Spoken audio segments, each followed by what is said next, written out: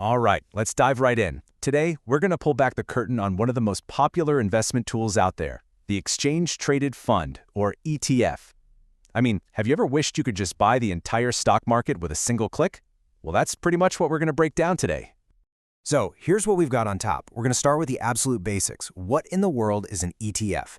Then we'll talk about the magic of diversification, explore the insane variety of choices you have, walk through a real-world example, and then get to the good part, the 2 ways you can actually make money.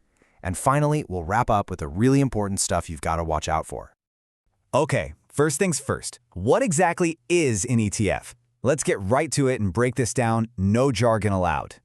Let me throw a question at you.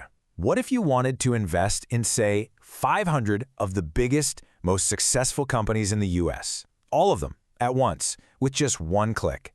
Sounds kind of impossible, right? Well, that's the exact problem ETFs were designed to solve. And here it is, the big idea.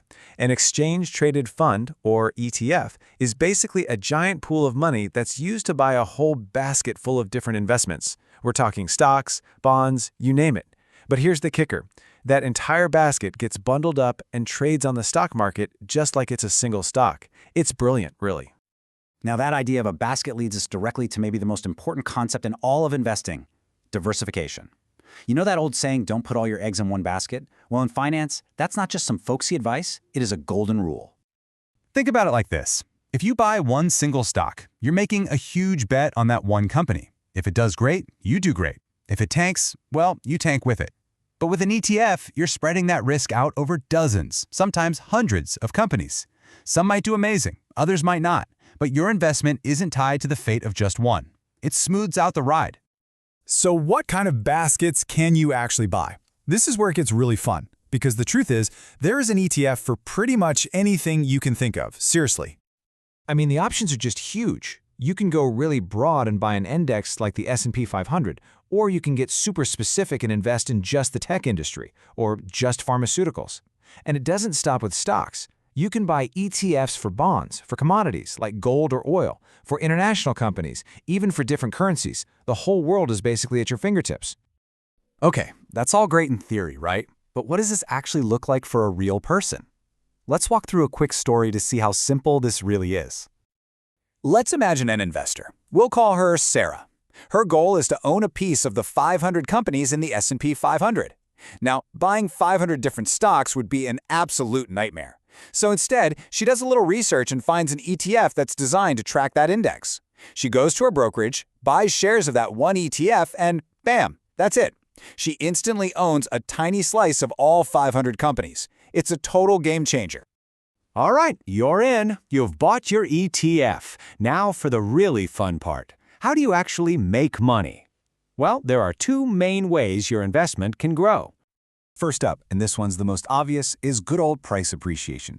This is simple. The assets inside your ETF's basket go up in value, and so does the price of your ETF share. So let's run a quick example. Let's say you buy one share of an ETF for 40 bucks. And hey, you made a good call. The market does well, and a year later, that same share is now trading for $50. Pretty simple math, right? If you decide to sell, you've locked in a $10 profit for every share you own.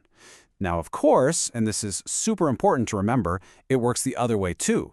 If the price had dropped and you sold, you would have taken a loss. But hoping the price goes up isn't the only way to get paid. The second method is all about earning income while you just sit back and hold your investment. We're talking about dividends. So what's a dividend? Think of it like a little thank you payment.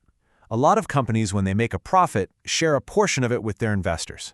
When you own an ETF, the fund collects all those little payments from all the different companies in its basket, and then it passes them along to you. It's a great way to generate some income. A key number to look for here is the dividend yield.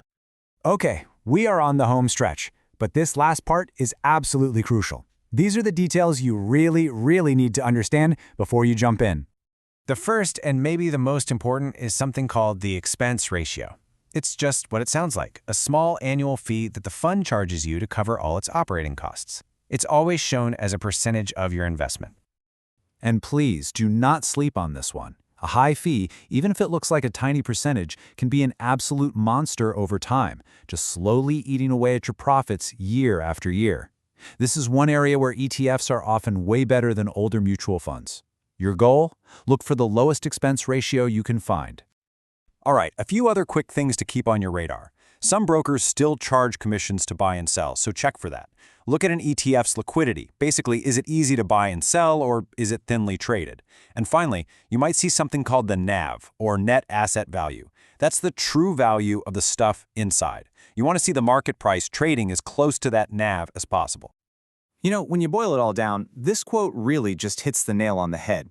ETFs are a super practical tool.